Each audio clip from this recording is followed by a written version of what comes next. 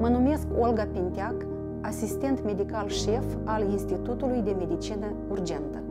Purtarea măștii este una dintre măsurile de prevenire a răspândirii infecțiilor respiratorii, inclusiv cea determinată de noul coronavirus.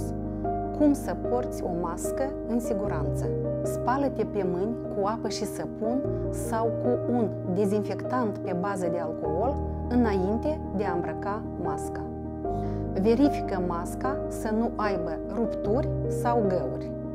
Identifică partea de sus unde se află banda metalică sau marginea tare.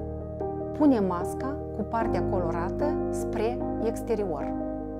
Fixează banda metalică sau marginea tare deasupra nasului. Masca trebuie să acopere nasul, gura și bărbia. Fixează masca fără să lași spații libere între mască și față. Evită să atingi masca cu mâinile. Scoate masca apucând-o de elastice. După folosire, aruncă imediat masca într-un coș de gunoi închis.